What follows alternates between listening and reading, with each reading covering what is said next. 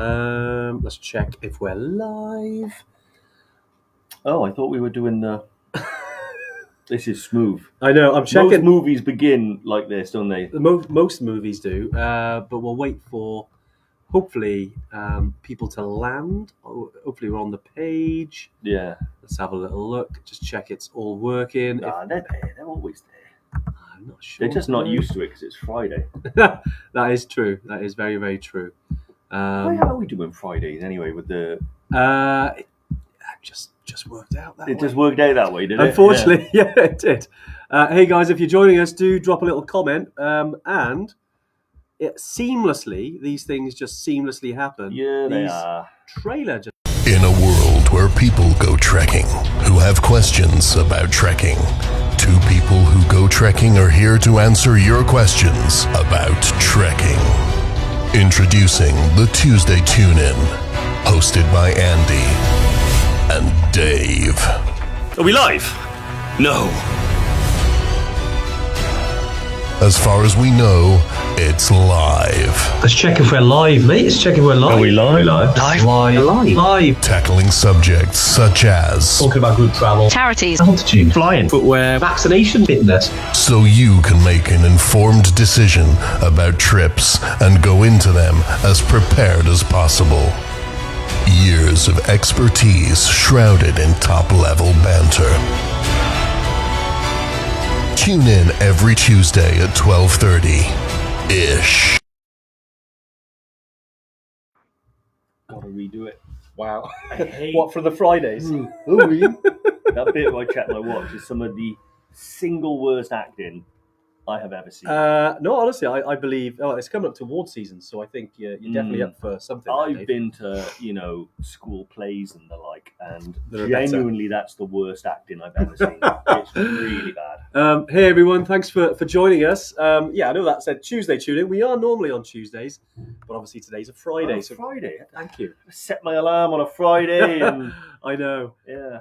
No, thanks for joining us today. Obviously a bit of a special one because we're going to be doing the Kilimanjaro winner announcement for the latest competition. So thanks to everyone. If you are joining us, if this is your first time on the Friday tune-in, drop your name in the comments, drop a hello. Always good to see if some new names up there. We got some Evertrekker veterans from back in Angus. Angus is always first on the comments, isn't he? There's some people whose names I don't recognise who I know for a fact are going to stay with us for the entire time. Shout out, Dave. Well, Charlotte there, Sophia, Jack Skeen, Glenn, Fabian, Janice or Yanis. Yeah. Who else is there? Andrew Scott. Yeah, we know that guy. We got Jack. Trudy Petro. She's obliged contractually to be here, so she doesn't Trudy count. is here.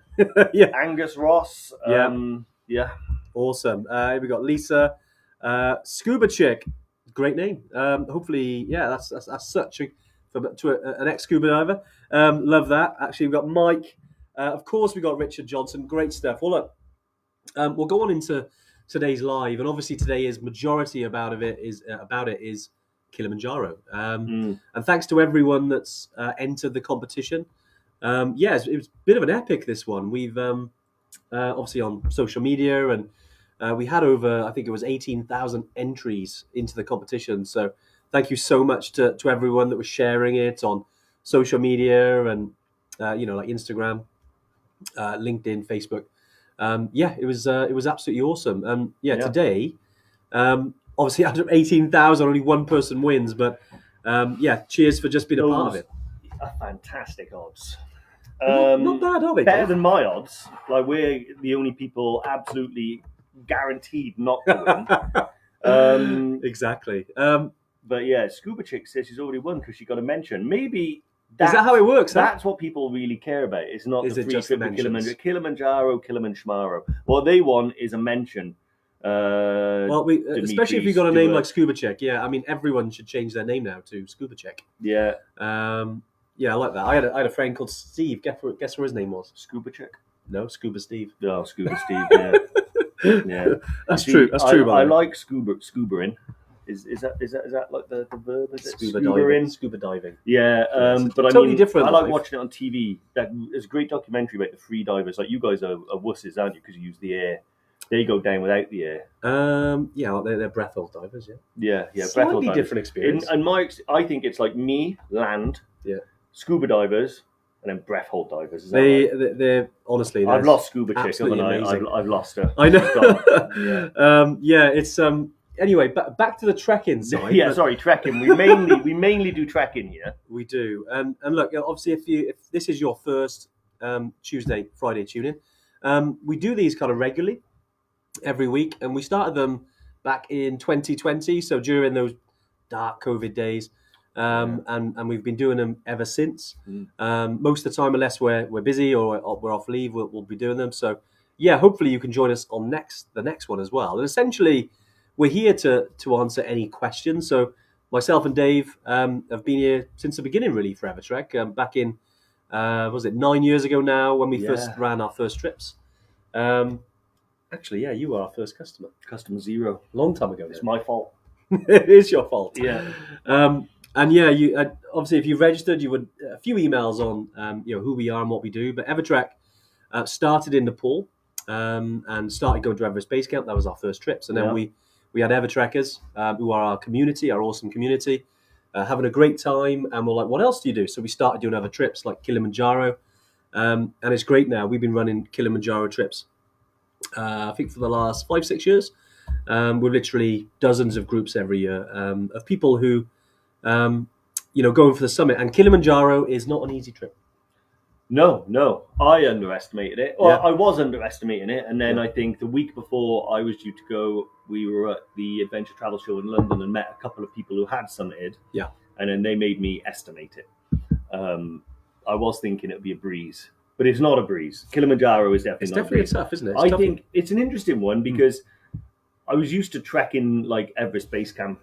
I'd already done that like 4 times, and a few other trips. And then when you go to Kilimanjaro, you have a sense in your mind that I've already been to altitude, I've already done some really tough treks, so I'm kind of prepared for what it does. Yeah. And you are prepared for the most part, except for summit night, which is a beast. which is a beast. I don't really know many people that have summited, regardless of how fit or strong or experienced they are, that say summit night is easy. Always a beast of a challenge. Yeah, if people are honest, they'll always, because you never know sometimes, because people will say it's easy just because, there's a little bit of ego there, or they don't want to come across like it was difficult, but it is, like, having been there and we summited, it is a tough trip, and especially the summit night, which is a bit of a beast. Yeah. Compared to the other days, and I think the build up to it, especially, and if you've got some of our emails and videos, you would have seen already some examples of what it's like. But the first kind of 3, 4, 5 days are relatively easy, aren't they? It's easy that you're still at altitude, Yeah, easy is kind of relative, isn't it? Yeah. Like whenever you're walking uphill, you're exerting yourself. Yes. So I think, there are some points where you're going to be out of breath and knackered. The altitude has quite significant jumps, I think, Yeah. Well, I don't think I know. But what I loved about Kilimanjaro was that I'd never been on, most mountains that I was used to climbing are sort of the ones you drive to in the morning and you spend a day going up and down. Yeah. So that's the feel of the climb. You're not on the mountain, you start it, you get to the top, you get back down, and you're back in the car and on your way. Yeah. Kilimanjaro was my first ever experience of what I would consider like an expedition, where you're trekking day after day after day, in camps, and then you get to the summit push. Yeah. And then that's like summiting a whole mountain on its own. The summit day is like, everything you've done before didn't really feel like a mountain compared to summit day. So I love that feeling. Even though it was Kilimanjaro and not Everest, in my mind I'm thinking about all the big mountains I'd love to do and why this is really important step for me. It was amazing. I loved it. It is an epic trip, and I think it's quite different because some of our trips, you go in hut to hut or in Nepal, you're in tea houses, but when you're on Kilimanjaro, it's a camping trip essentially. So it's an expedition where you're staying in these camps and you're journeying up to the summit and then back down. And the route we take, which we thought is a lot of routes on Kili. There's several different routes, and some of them are, I'd say, harder than others, but also have significantly less percentage of success. So there are, like ours is 7 days up, 1 day down, so 8 days on the mountain. The Lamosho. Which is the Lamosho route, which is an awesome route. And when we look at the routes, we kind of, you're limited by the landscape, but we look at it because what gives us the best chance, because at altitude, you don't want to rush. You've got to take your time. And Lemosho was one of the longest. There are slightly longer trips, like the Northern Circuit. We think it was a little bit overkill. 7 days we found is kind of a nice sweet spot of you're not at altitude for too long, but it's long enough for you to climatize, and our success rate is like around about 95%. And whereas on some of the routes it's less than 50. So you imagine you want to give yourself the best chance of reaching the summit, and that's why we chose the Lemosho. I also think it's the most enjoyable experience. Yeah, I think that the Northern Circuit doesn't really give you anything more than you get from the Lemosho. yeah, But when you factor in the other routes, they're about getting to the summit as quickly as possible. They're not really about savouring the experience.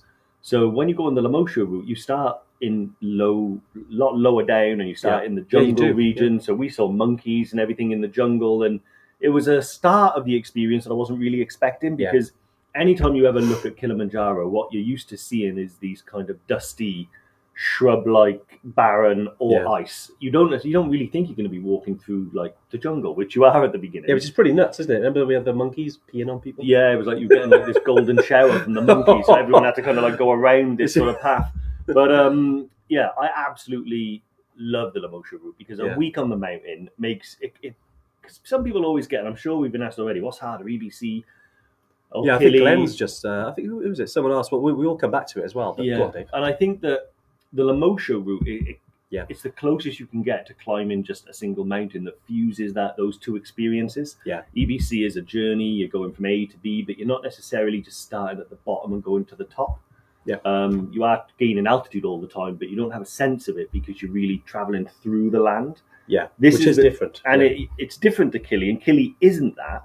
But the Lemosho route does give you a sense of that experience, because it is a week on the mountain, traveling through different climate zones, different views, different experiences. And I think it kind of fuses the two, in my opinion. It does as well. And we do get a lot of customers, a lot of Evertrekkers who actually do like Machu Picchu first as well. Just from experience, people do Machu Picchu and then take on either Everest Base Camp or Kilimanjaro. They're three of our kind of most popular trips alongside Tour de Mont Blanc and Toubkal. But yeah, people do Machu Picchu and then they come on to Kili, and there's questions around, how much harder is it?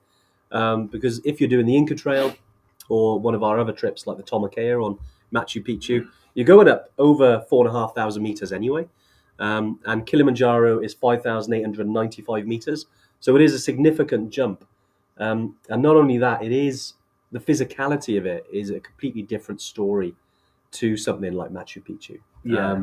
And it's good as well. Trudy, who is one of our Yetis, she is in the comments with Brittany as well. And Trudy has posted a really good kind of article on our website about the FAQs basically around Kili. Just the top 10, things that we think people ask about.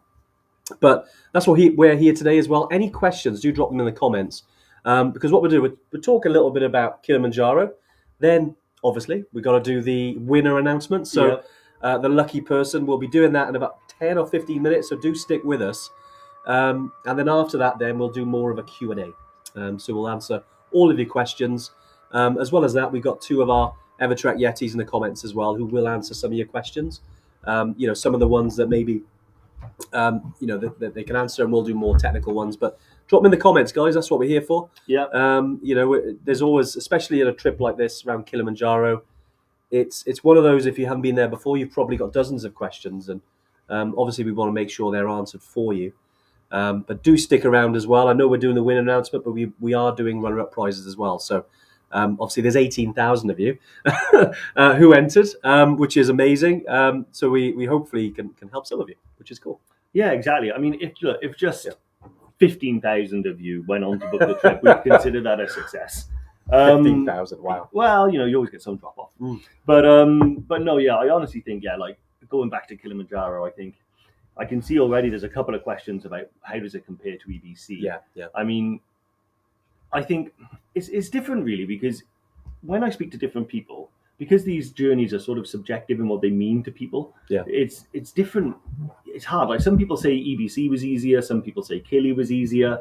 It all depends, I think, on, it's pretty standard things like your fitness level, but also what you kind of want to get out of the experience. Yeah. If you wanted something and you're getting something else, trips can be quite hard.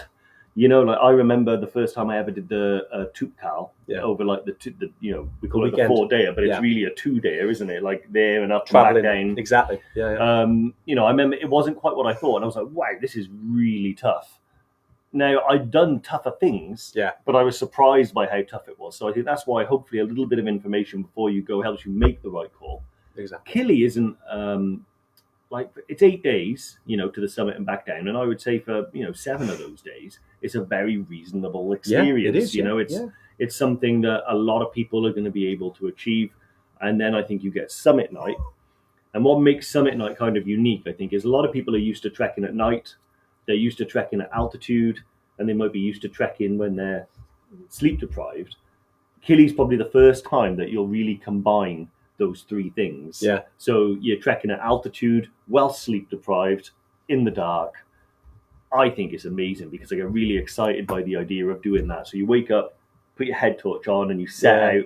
And that's my exciting. It's one of my favorite trekking experiences because when you're in the dark and you're trekking and you've just got your head torch, I like retreat into myself a little bit, and I think I'm in my own little bubble here. And as the sun rises, I start to wake up, and actually, but defrost. But before then, I'm in my own little mind, and I'm just thinking, and it's great. I love it. Yeah, it's interesting, isn't it? Because what you said there around the kind of feelings of it, and it certainly if you haven't hiked in the dark before, which we do highly recommend as well as part of your training for Kilimanjaro, to get out there and do some night hiking, even for a couple of hours. Because that's what you're doing. You'd be starting at like 10:30, 11 o'clock the following night. And then you get to the summit rim and the summit kind of, for sunrise, which is amazing. It's one of the most awe-inspiring things you can see, hopefully, if you get decent visibility. Yeah. And certainly warms you up because you can imagine you're hiking in the dark for 8 hours, especially if it's windy, you're cold. So to get the sunlight and it warms you up and you're feeling like $1 million because you've just reached the summit. It's a really special moment. Yeah. Especially if you've got a hip flask hidden, you get that out as well. Have a wee dram. Always a good experience. I think really good training for it would be to plan a summit of maybe Ben Nevis, but where you summit at sunset. Sunrise. That would be amazing. That's in my mind. That's closest you're going to get. That's closest you'll get in the UK. You can't really replicate the altitude. Yeah. But in terms of some people can take it. It really depends. But say it takes you 5 hours to summit Ben Nevis, and sunrise is at 5 a.m. You can set off at midnight, trek through the dark, and get the sunrise on the summit, and then trek back down again. That's kind of the feeling of summit night, I think. Yeah. And Ben Nevis is the closest I've ever got to kind of experiencing. I suppose it's very similar because it's a big lump. Because it takes a while to get up there. Yeah, I mean, really, when you consider it, they're not really comparable. But in terms of the feel, is what I'm after. In terms of training. So when you arrive on Kili and you're on summit night, you've kind of gone through the same emotion, the same physicality, and the dark and things like that. Yeah, and there are loads of guides that'll do that for you. I recommend getting a guide because we've done loads of trekking up around there, and you can hear the helicopters all the time in the night. Well, I think even in your training, because I think a few people are asking about training as well, and the altitude center, which is awesome. I think who was it? I think it was Shell Lancaster actually asked about training, which is really good, and we could do a whole live on it, and we have done. Definitely have a look at some of our previous lives that hopefully give you some brief parts to it. Essentially, with Kili, you're just walking. There's no technical skills that you need. So the more walking you do, the more getting outside, putting the miles in before you get out there is what you need to do. And don't think you need to be superhuman fit here. We've been trekking, of all shapes and sizes on our trips. And the fitter you are, the more enjoyable it'll be. I mean, we'll talk about one of our good friends, James, who came with us in 2020 to take on Kili. His training consisted, I think, of one hike. And he had 3 weeks in Las Vegas in the build up to it because he was a superbike photographer. So he was out there for Kawasaki shoot or something. And then he flew over to Kili. And he would admit himself that he wasn't fit enough. But you know what? He got to the summit, struggled the entire way. But because he was mentally really tough and he didn't, he had that didn't want to give in, he made it. And the one thing with fitness and altitude, they're not always related. You could be the fittest person in the world, but you'll still struggle at altitude because you've got to acclimatize. Yeah. and there's obviously other bits around altitude, like pace, going really slow, drinking plenty of water, having that kind of strong mindset that you're going to do it, because you're not going to feel 100% when you're on the mountain. And those things do make a difference. No, 100%. I think the fitness thing is one of them where it's really, it depends on the type of individual and the type of mindset. And I think there's a lot of people out there that probably worry about their fitness, and they're continually in a cycle of trying to get to a point where they're happy with their fitness but never not quite get there. I'm probably in that category. Yeah. I do think that it's one of them where altitude, it doesn't matter how fit you are, you will still experience altitude, and people who are really fit can still get altitude sickness. But at the same time, it's also true that the more fit you are, the less likely those things are to happen, because you don't exert yourself as much. We all know what it's like. If we go out for a walk and you're not exerting yourself and you feel fine and you're chatting the whole time, and then you can go for a while. You go for a while. Yeah. And the same person with a lower level of fitness can go out and find what you just did easy really, really difficult. Now, you've got to magnify that by about 10 or 20 when you're on a mountain like Kilimanjaro. Yeah. It doesn't mean you can't grit your teeth, get your head down and grind it out. But I just think the closest you can get to head up, talking, enjoying the experience, the better you'll have. The more time you spend, staring at the ground, digging your poles in and grinding your way up the hill, there is a sense of satisfaction in it, because, we all kind of like grinding and working hard and stuff like that. But I think you are missing something. So I always say, try and get your fitness on as much as possible. It helps, definitely. We had. I know I'm not doing the Q&As, but someone said about, what incline is it? Honestly, I have no idea. Steph, wasn't it? Yeah. I would say, rather than worrying about the treadmill and the incline, go on the Stairmaster. Yeah. Any steps and things like that. That's really, if you want to train for incline and climbing and mountaineering, the Stairmaster is where you want to go to, because you don't have to worry about inclination and training for an exact inclination. You just walk upstairs forever. And Steph, like you mentioned there, you're getting out of the trails and the hills the weekend, and that's great. Like, don't feel like you have to do that every day. If you can get out there, even 1 or 2 weekends a month, but still put in, the miles in the treadmill, or just getting out walking, even if it's flat, even if it's just around where you live. I'm quite lucky. I got my dog Penny, which I think she is here or in that room. She's about, and you just basically get when you're out and about walking, just doing some miles. Don't think you have to do it every day, because big part of it is mental. Like, Dave, I think you'll really like this one. And again, not going into the Q&A, but Mark Harrison did ask, how much is it mentally v physically? Mental? I always say, what's my saying? I can't believe you can't. I always say 90% mental, and the other 10%. And the other 10% is mental. So, to be honest, there's tons of questions. So I'm not worried about answering one too early. But Mark, in my view, it's all mental. Yeah. Because even the training aspect of it, for me, the biggest challenge is mental. Like, the maybe I'm innately lazy, and a lot of people will be like, "What do you want about? It's easy." And I'm like, just for me. Yeah, putting those running trainers on or going to the gym, getting there and deciding to do it and developing the routine, which is all mental, is way harder than when I'm actually in the room lifting the heavy things and going up and down the Stairmaster. So I actually think it's all a mental challenge. I also think that if you can maintain a positive mental attitude, and everyone talks about it's PMA, dude, and I'm like, no. When you're on the mountain, and I've done this as well, if you retreat into yourself and you're going through your mind and you're starting thinking, this sucks, I really want to, you start looking for outs. Every little ache and pain is potentially a reason to turn around, and you start overthinking everything, and then before you know it, you just want to get it done. And that's the attitude you want to try and stay away from, no matter how much you're battling every day.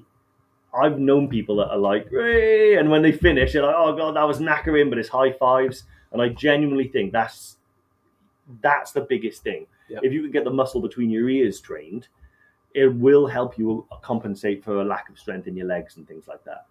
Not to undermine what I just said a minute ago about physical training, because that also helps. But you know what? If I could choose one thing, if someone said you got to go up a mountain and you can be physically fit and grumpy, or you can have a positive mental attitude and less fit, I'd probably choose the positive mental attitude, because if I'm enjoying myself, nothing else matters. Nothing else matters, mate. Great song. Some really good points as well, and Jasmine makes a good point. Also, just enjoy and take photos. Exactly. Yeah. You'll, I guarantee you, because I'm like that. I got my phone with me, and if I feel like I need a break, I will stop and take some lovely photos. And next thing you know, that's a couple of minutes there. You've had a break. You've probably had a bit of drink. Because at altitude, especially on Kili, obviously you can't do lots about the profile because you're the landscape, but you can focus on how much water you can drink. So you want to make sure that you're drinking at least 3 liters a day, and that's also part of the challenge, making sure you fuel and you also keep hydrated. Because if you get those two things right, and you're listening to your guide because they'll control the pace. They'll look at your vitals, how you're eating every night as well. They'll look at your oxygen levels, your heart rate, how you're feeling, how you're eating, how you're behaving. There's lots to do. There's lots that go with that on how you're doing at altitude. But we all get affected in different ways. Like when we're hiking, well, especially at altitude, Dave always sits next to me because the first thing I do is I lose my appetite. So Dave's like, yeah, I will have Andy's. Yeah, well, exactly. Yeah, that's the one good thing about me. Well, good thing and the bad thing, because it's it's a struggle. But I don't lose my. To be honest, it doesn't happen with you. Does it? I don't really get a lot of the symptoms. No. Touch wood. I haven't got a wooden heart. Touch wood. Don't know why I went like that. Then I don't. And this is the other thing when they say about altitude sickness, it can sound a lot like you're referring to something singular, like, I've got the flu or I've got this problem or that problem. Altitude symptom is more like a collection of symptoms that people have grouped together and called one thing, but it's not one thing. And how many of them and which ones affect you can really be on an individual and even a trip-by-trip basis. Yeah. I forgot we got onto altitude now, but that's okay. Oh no, appetite. Yeah. Appetite, so when you tend to lose your appetite and just stop eating and resort to like Snickers a lot. Yeah, it's great when you come back because, I mean, we always talk about if you've got weight to lose, it's kind of the best diet in the world because I always lose about a stone when I go on these trips. Not so much. No, you don't, do you? No, well, because I don't stop eating. Yeah, that's true. Because I've got this, even when I'm not very well, I'm like, I could just auto-shovel food into the mouth. I remember on Kili, which is the time I experienced altitude, I won't call it sickness, but the time I had my most negative response to altitude, which was on one day, which was when you go up to Lava Tower, which is usually a pinch point for everyone because you go really high and then you're like, oh my God, altitude. And then you come down again and the next morning you feel great. But I remember walking up there thinking, oh, man, I am feeling low. I was like, I don't know what it is. But when like you want to just come on, work, and you just feel a bit weird and a headache. But I remember sitting there with a splitting headache, just eating chicken. Yeah, you're still getting it down. Just still getting it down. It's mad, isn't it? But you knew because you've been on, you've been at Everest Base Camp 4 times. You know that even when you're not feeling good, you still need the fuel. Yeah, food is fuel, which is hard to do when you're not feeling great. It is. Do you know what? It's something I'm really glad I have because a lot of people, when they're sick, you cannot eat. Yeah, like it's very you can try and convince them, and it won't happen. I've really found myself in a situation where I'm not able to get something down. Look, some really good questions as well. We will come on to it. I feel like. Do you reckon? I kept them waiting. Well, the thing is, it's been about almost half hour already. We've been chatting along, haven't we? I feel like it's about time we do the winner announcement. Yeah. Hang on, Jamila. Wait. We're going to launch. We're going to tell you the winner. Don't run away. Yeah, not yet. Actually, I might have given that person a little bit of hope, but anyway. I was going to say but we are. So what we're going to do, and we have done this a few times over the last couple of years. Yeah. Where we've done similar competitions. We're going to call the winner. Oh yeah. Do you know what's weird? Like we've done this a few times. I'm still not sure on the choreography. On the choreography. So what I'll do is because you call, and what as they pick up, you can. What if they don't pick up? We'll leave a voicemail. Yeah, but then when do I? We'll still do it on screen. Okay. Yeah. All right. Just think how we used to do it, but we'll try and get in there. But look, thank you. Before we do this though, just to say thank you so much to everyone that's obviously entered. It is great. Lots of positivity, on social media as well. Lots of people sharing it. Great if you've joined our community as well on Facebook. We've got over 15,000 people in our Evertrekker community now and lots of Evertrekkers, some people who are looking to go on trips. And great that you've got loads of questions as well. We will come on and do the Q&A after we do the winner announcement. So do stick with us. And obviously, there can be only one winner. So there will be some runner-up prizes. So do keep an eye, on your inbox over the next couple of days. Mm-hmm. But good luck, everyone. Thank you so much. Right, hopefully I've written down the right number now. I bet everyone's thinking, oh my God, am I going to get a call? Am I going to get a call? Yeah, the anxiety would be stressing me out. Let's have a look. So hopefully I've written this down correct, and everyone's thinking, yeah, that's definitely enough numbers. Right, what I'll do, I'll put it on loudspeaker so everyone can hear. Okay, let's have some fun. Hang on, I get my sign ready. You need to get your sign. No expense spent. Let's have a look. That's the comment. Look at that. Oh, honestly, yeah, well done, Julie. We got Harrison, all the best. Taylor, great stuff. Right, I'll put it on loudspeaker. I'll put it as close as I can to the speaker. Yeah, and we will go from there. It's ringing. Here we go. Forgotten their name. I haven't. Hello? Hello, is that Pete?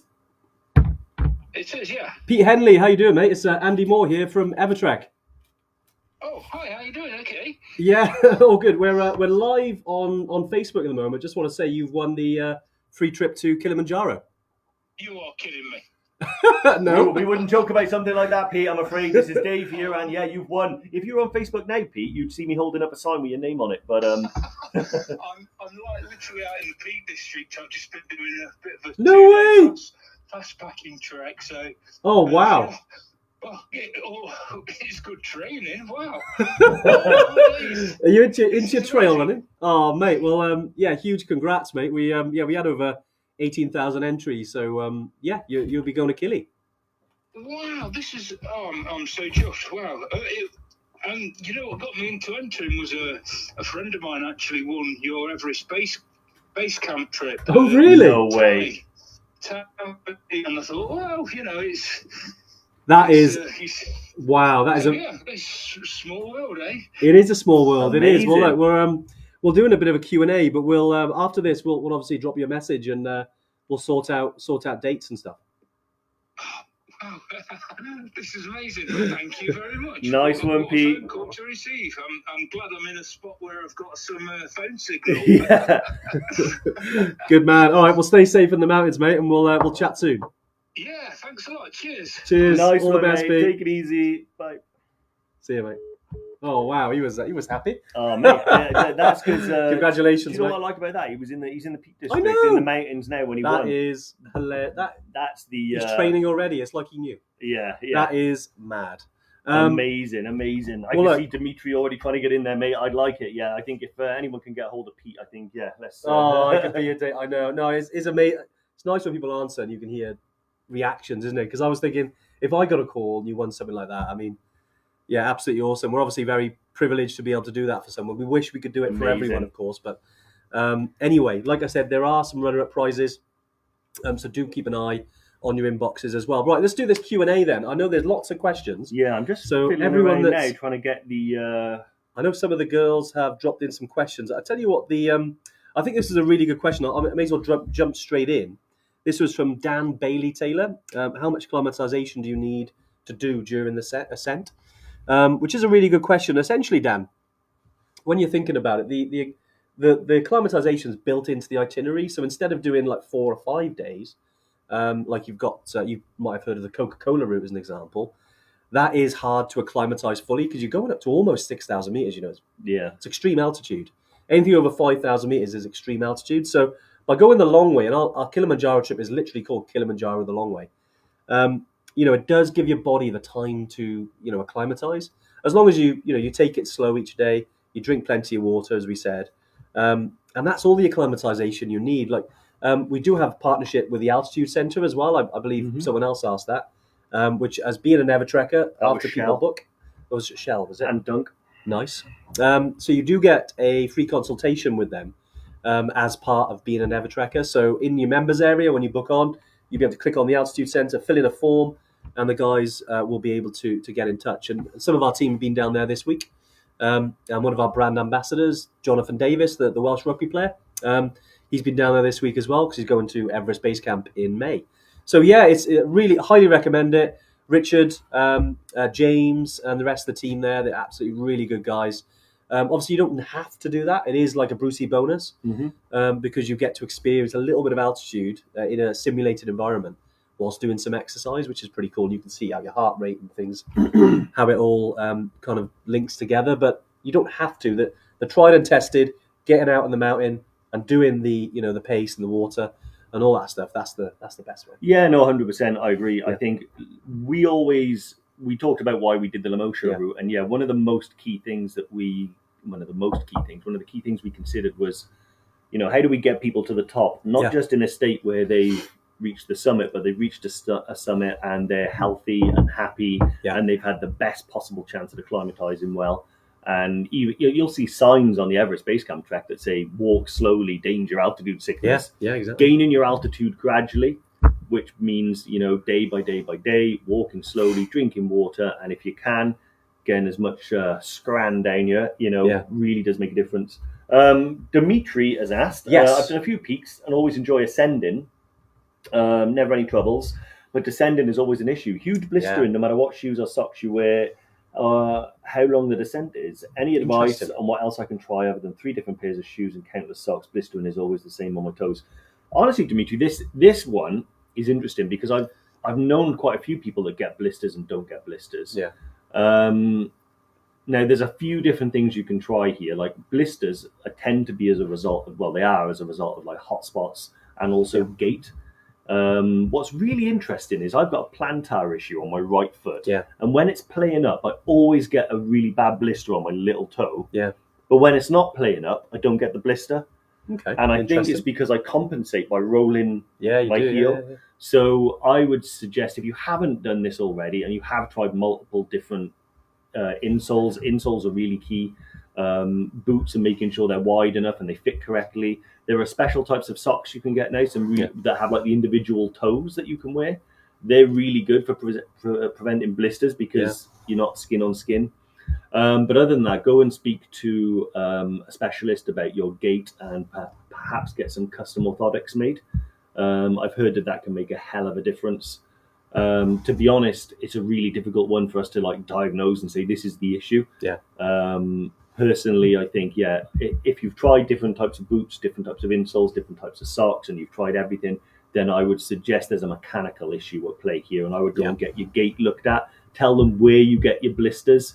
They'll video your walk, and then they'll try and perhaps get you some orthotics that level out your feet and take the pressure off those hot spots. Yeah, I think you're right there. It's you hit the nail on the head, which was around essentially getting insoles. Because you mentioned he hasn't tried that yet. I'd try that first, just so you can see. Because essentially, I remember we use Maindel Bhutan's really good kind of hiking and trekking boot. We've used it on Kili. I've used it on Machu Picchu, Everest Base Camp 3 times, I think, with that boot. And it really, it's a great boot, but the insoles that come with it weren't that great, and my feet weren't stable. So you can get ones that kind of lock your feet in.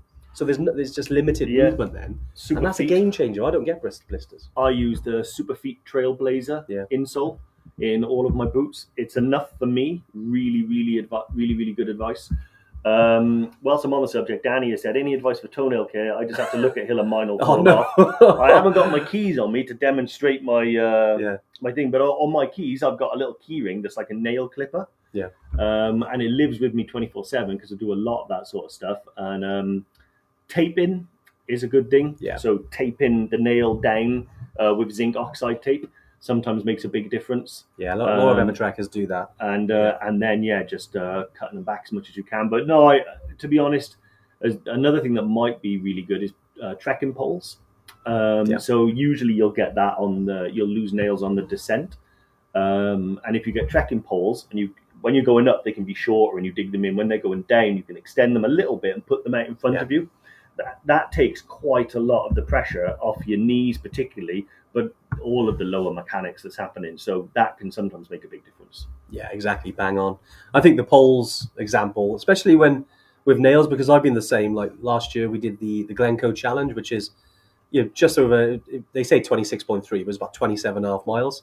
And, it takes you, at least 10 hours. 27.8. Day's watch was longer. He's like, see, we've already done it. I'm not, I say I'm not doing it again. But until they change it. It's not a marathon. I've four and done for me. I've done it 4 times. I've done 2.5. That's I remember the nail issue was I struggled with it, and I lost a couple on that trip. And it sounds awful, doesn't it? but yeah, it was because basically I was slipping too much. I didn't have, I wasn't wearing my main heels. I was wearing a different pair. I think I was using my La Sportivas. The soft ones that your dad's got. Not La Sportivas, Hockers. Using Hockers. Hockers. I was like, you haven't got a last Sportivas. No. You were tracking in those. They were, yeah, because they're B2s. Yeah. I wore those. And they were too soft, but they're comfortable. But I was slipping a lot. I can't wear them. Yeah. I realised I can't wear Hockers because I bought a pair of Hocker trainers, and I was obsessed with them. They were so comfortable. Yeah. I think they were the cause of the plantar. Really? Because they were too soft. They were so soft. Yeah. I think I lost some strength in that tendon, and I think that it got treated like a baby for 6 months, and then I went and did the beginning of it was on the Glencoe Challenge. Yeah. Can you imagine that? It's 26.2 miles. When you get to 26.2 miles, you can't even see the finish line. I was furious. Good point Alison makes as well. Like, look up different ways to lace your boots. 100%. If you can get it locked in, there's many different ways to skin a cat. Yeah, I've got one particular way that I use that works for me. But if you Google, like, there's about 20 different ways you can tie your laces, and they're all designed to do different things. Yeah. Some of them allow the toe box to open up a bit whilst maintaining tightness. I personally found that the insoles that I use were the biggest change. Yeah. And also in all walk of life, like, I found this, that the softer I go, the more problems I create in the long run. Yeah. It's better to, because when people look at insoles, that you might think of them, and everyone does this, the thumb test, how squidgy are they? Because that means comfort. It really doesn't. I mean, it might do on a short walk, but over the long term, your feet are just going to be in bits. So mine, actually, when you look at them, they've got like a carbon bottom and they're not very spongy. Yeah. But it's about the support, and that's what makes a difference. Just look at this as well. I think it was, who was it? I think it was Mike Russell. Can you cater for vegans? Yes. So on any of our trips, we can, as long as we know, we can generally cater for stuff like that. Especially we've had people with severe allergies that we obviously have to put things in place. So yeah, when people book in, there is an area you can kind of mention dietary requirements, and we'll obviously cater for that as best we can, especially because everything on Kili has to be kind of carried up. There's no villages on the mountain. It's all from Moshi onwards. So Moshi is kind of at the base of Kilimanjaro. It's like the closest town or city, and that's where you'll be staying. So you'll stay in one of our hotels, and then you'll be having 2 nights there on the mountain, and then a night after before you fly home. But yeah, we can cater for vegans. So just let us know. Yeah, I've just tried to help out Dimitri. I have put a link to the chat. Nice. Just behind the scenes, we get our questions fed to us via the phone, and I put a link in there for the toe socks. These are ones that I was considering buying during the plantar years to avoid that blister. Yeah. Heard quite good things about them. I've just put a link in there, so one of the girls will then put that link in the chat for you. Awesome. Check them out. I saw another question I was going to jump on. Hey Daryl, how you doing? Carl has asked when are the best months to attempt Kili. So, to be honest, there's not a lot of time you can't summit Kili. Around about May sort of time. Yeah. You get sort of the wet season, the monsoons arrive. But I do think it depends.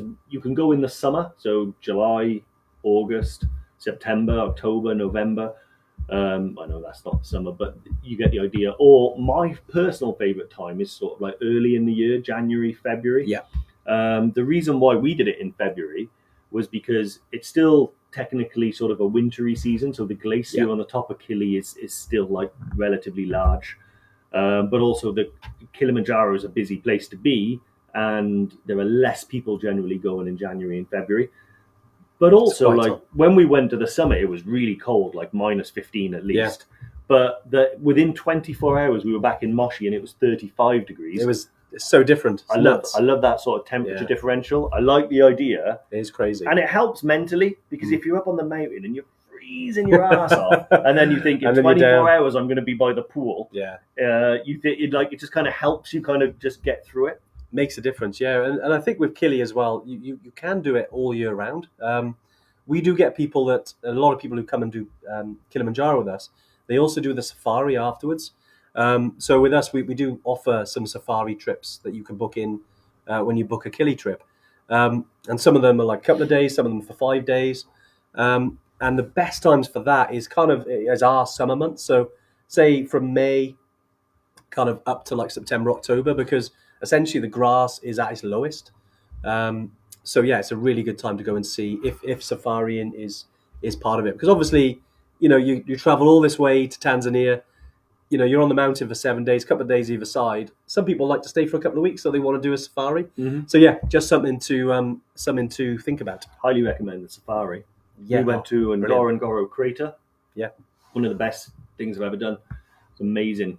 It's all the animals we saw. Even on the way to the crater, we saw a wild bull elephant just kind of walking down, a big tusker. That's right. Yeah. It looked amazing. Good old tusker. Love it. Almost as good as the beer. Yep. Glenn stuff. Johnson asked if Kili is harder than EBC. We did relatively touch on it, but we'll explore it a little bit more. I think it's very hard to actually say which one is harder than the other. It's a little bit subjective. It depends on the individual, their fitness level, how much or little they were affected by the altitude, and then so many other factors come into it. I would say that a lot of people have shared the same opinion with me, which is EBC isn't easy, but Kilimanjaro is more difficult just because of the summit day. The days leading up to summit day are all on about the same level as most days on EBC. But the hardest EBC day is usually the day you get to EBC. And the hardest Kili day is the day you get to the summit. And I would say the summit day is more of a physically demanding day than the EBC day. Definitely. That generally is true. But then I've also known people that said, no, I really struggled on EBC and I flew up Kili. Yeah, it's people are different. It depends on your gauge. Exactly, yeah. My personal thing is when you're looking at which one, say you were trying to decide between EBC and Kili, they are so different. What do you say? It's like carrots and canoes, so they have a different experience. One of them is, I think, more of a journey. So EBC, you're not climbing a mountain. You're heading to an X on a map. And the idea is that for 11 days, you're going to be trekking through the Himalaya, through the villages, gradually getting higher. And if that sort of floats your boat, that's the thing you want to do. If you're the type of person, and usually these people are like, they're the type of people that enter marathons and half marathons and medal chasers, and they want to say they've achieved something. I often think the summit of Kili. That's what we found. Yeah, types of people that go there. It's more people who are into tough mudders, half marathons, trail runners, that kind of thing. Kili seems to be the one. Yeah, no, exactly. Or people that just love Africa. Some people, they have a feeling they just want to go to Africa and they love Africa.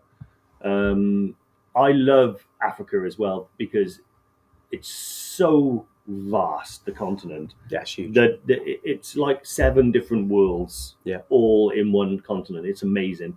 But when I was growing up and reading books and things like that, Tanzania is like the vision I had in my mind. So when I went there, that's when I felt like I'd been to Africa. Yeah. So it was great. It's an amazing part. It's a very safe country as well. Yeah.